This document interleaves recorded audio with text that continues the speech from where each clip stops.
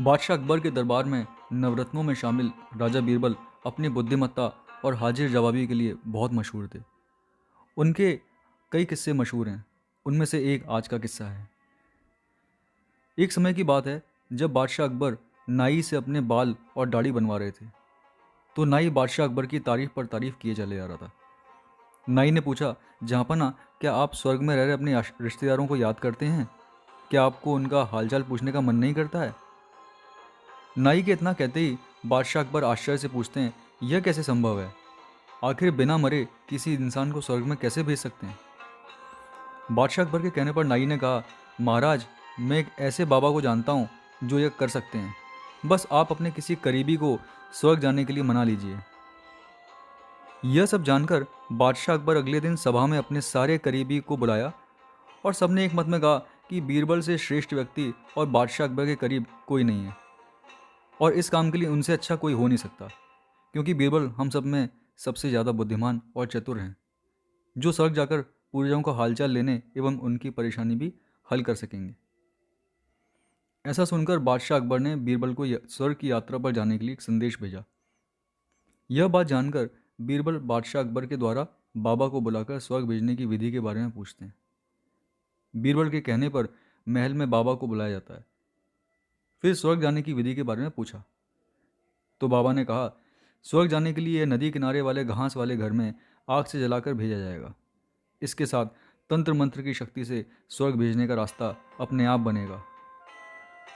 इस विधि को अच्छे से जानने के बाद बीरबल ने बादशाह अकबर से 15 दिन की मोहलत मांगी ताकि स्वर्ग जाने से पहले अपने परिवार से मिल सकें। क्या पता स्वर्ग से आने में कितना समय लग जाए। बादशाह अकबर ने आज्ञा दे दी। इसके बाद बीरबल वहाँ से अपने घर के लिए रवाना हो गए। ठीक 15 दिन बाद बीरबल स्वर्ग जाने के लिए बादशाह अकबर के सामने हाजिर होते हैं। अब बाबा को बुलाया जाता है और बीरबल को स्वर्ग भेजने की तैयारी की जाती है। अब बाबा बीरबल को नदी के पास घास के बने घर के अंदर भिजवाते हैं। घास के घर के अंदर जाते ही बाबा घास के घर में आग लगा देता है और बीरबल को स्वर्ग भेजने की विधि पूरी हो जाती है। 15 दिन बीत जाने के बाद बादशाह अकबर को बीरबल की चिंता होने लगती है। तभी अचानक बीरबल दरबार में 16वें दिन आ जाते हैं।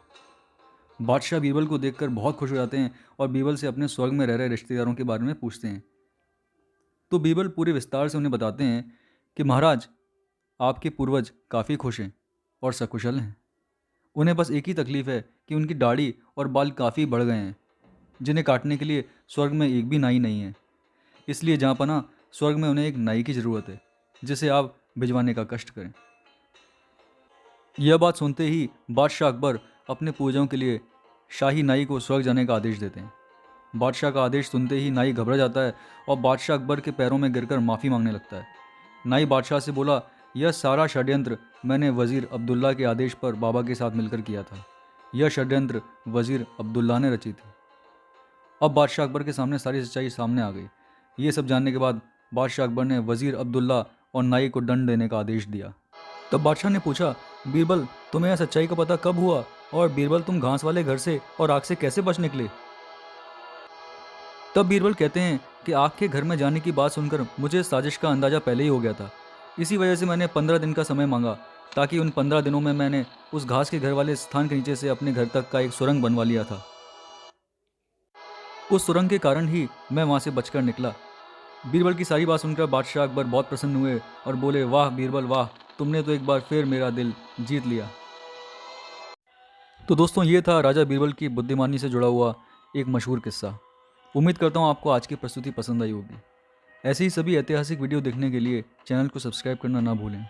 अगली बार फिर मिलते हैं किसी नए एपिसोड में नई कहानी के साथ। तब तक के लिए नमस्कार, धन्यवाद।